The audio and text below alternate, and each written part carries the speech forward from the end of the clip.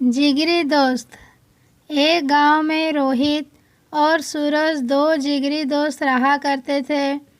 गांव में उनके लिए कोई अच्छा काम नहीं था, इसीलिए वे दोनों शहर जाकर काम करने का सोचा और अगले दिन काम की तलाश में निकल गए शहर की ओर। शहर गांव से बहुत दूर था। कई घंटों चलने के बाद दोनों दोस्त एक पेड़ के नीचे आराम करने के लिए बैठे। रोहित सूरज से कहने लगा, शहर अभी 4-5 किलोमीटर दूर है। लेकिन सूरज ने कहा, नहीं, शहर मात्र 2-3 किलोमीटर दूर है। इसी बात पे दोनों में बहस होने लगी। अचानक सूरज ने रोहित को जोर से एक चांटा मार दिया। रोहित शांत स्वभाव का था, इसीलिए उसने सूरज से कुछ नहीं कहा और एक लकड़ी लेकर जमीन पर लिखने लगा, आज मेरा जिगरी दोस्त ने मुझे चांटा मारा। फिर दोनों शहर की ओर चल दिए। अब कोई किसी से बात नहीं कर रहा था।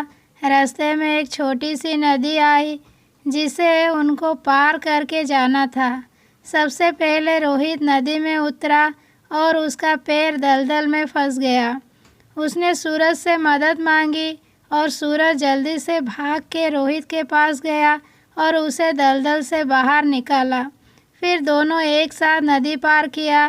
कुछ दूर जाने के बाद रोहित को एक दीवार नजर आया।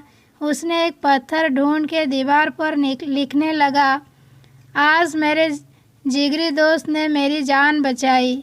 यह देखकर सूरज रोहित से कहने लगा, जब मैंने तुम्हें थप्पड़ मारा तो तुमने वहीं पर ज़मीन में उस बात को लिख दिया और अपनी जान बचाने की बात तो तुम नदी के किनारे भी लिख सकते थे, तो इतनी दूर इस दीवार पर क्यों लिखा?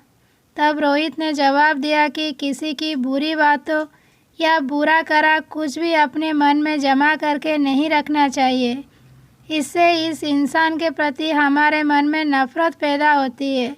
इसीलिए जब तुमने मुझे थप्पड़ मारा तो मैंने उसे ज़मीन पर लिख दिया, क्योंकि कुछ देर बाद हवा चलेगी और वो लिखावट मिट जाएगी।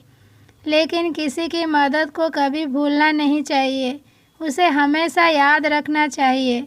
इसीलिए मैंने तुम्हारी की हुई मदद को नदी के किनारे नहीं लिखा और यहाँ इस दीवार पर लिख दिया, ताकि ये बहुत दिन तक यहाँ लिखा रहे। रोहित की जवाब सुनकर सूरज खुश हो गया और रोहित को गले से लगा लिया। फिर दोनों हंसते हंसते एक साथ शहर की ओर जाने लगे। सीख। इस छोटी सी कहानी से हमें ये सीख मिलती है कि हमेशा दूसरों की अच्छाई को अपने दिल में जगह देनी चाहिए।